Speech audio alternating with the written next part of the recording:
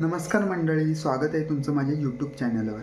आणि आज आहे कृष्ण जन्माष्टमी. तर तुम्हा सर्वांना कृष्ण जन्माष्टमीच्या हार्दिक शुभेच्छा. तर ती आम्ही कशी साजरी करतोय ते मी तुम्हाला या ब्लॉगमध्ये दाखवणार आहे. तर चला माझ्यासोबत.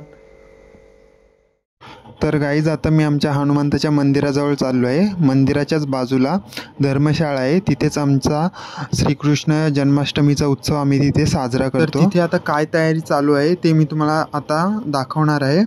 तर आता थोड्याच वेळात मी पोचेन तिथे. तर गाईज, तुम्ही बघू शकता इथे आम्ही कणा बनवत आहोत तांदळापासून. म्हणजेच श्री विष्णूंच्या दशावतारांचीच म्हणजेच विविध 10 अवतारांची आकृती आम्ही इथे रेखाटत आहोत. आणि त्याच्या मध्यभागी रांगोळी काढून तिथे कलश स्थापन करतो आणि श्रीकृष्णाची एक बालकृष्णाची मूर्ती मांडून तिची पूजा करतो. अशा प्रकारे आम्ही श्रीकृष्ण जन्माष्टमी साजरी करतो. तर आता मी तुम्हाला दाखवतो कोणकोणते अवतार आम्ही इथे रेखाटलेत ते. तर आता मी सर्वप्रथम यांना बॉर्डर करून घेत आहे आणि त्यांच्यामध्ये रंग भरून घेत आहेत. आणि आता मी दाखवतो तुम्हाला. तर हे बघा, हे आहेत ते दशावतार. तर तुम्ही इथे बघू शकता, हा आहे मत्स्य अवतार, हा कत्स्य अवतार, हा वराह अवतार, हा नरसिंह अवतार, हा वामन अवतार, परशुराम अवतार, राम अवतार, कृष्ण अवतार, बौद्ध अवतार आणि कल्की अवतार. आणि हे जे 2 आहेत हे द्वारपाल आहेत. असा हा कणा बनवलेला आहे आम्ही. तर गाईज, आता कणा घालून झाला आहे पूर्ण. म्हणजेच हे सर्व जे अवतार आहेत ते रेखाटून झाले आहेत. आता त्याच्यावर आम्ही सजावट करतो आणि सर्व पूजेचे जे साहित्य आहे ते मांडून घेतो. आणि मग त्यानंतर होईल पूजा. आणि मग पूजा झाल्यानंतर भजन होईल.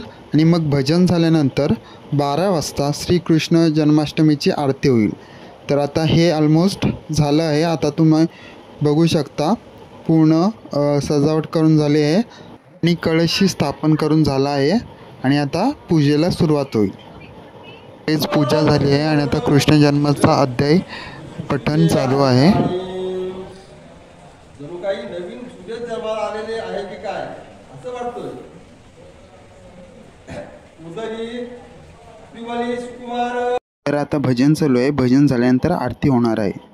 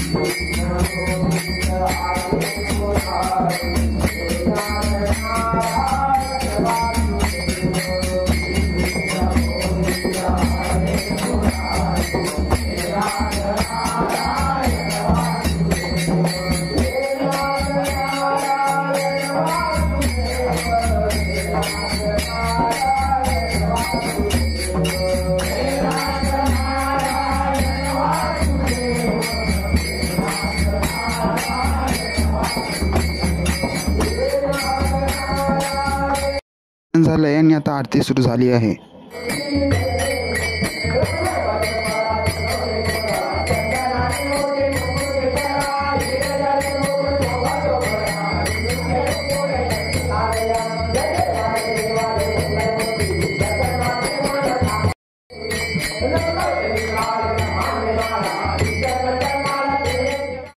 आरती आटपली आहे. प्रसादी वाटून झाला आहे. सर्वजण आपापल्या घरी गेले आहेत. आणि आता तुम्ही बघू शकता पूजेनंतरचा असा हा कणा कसा सजवलेला असतो तो. तर अशा प्रकारे आमच्याकडे कृष्ण जन्माष्टमी साजरी केली जाते.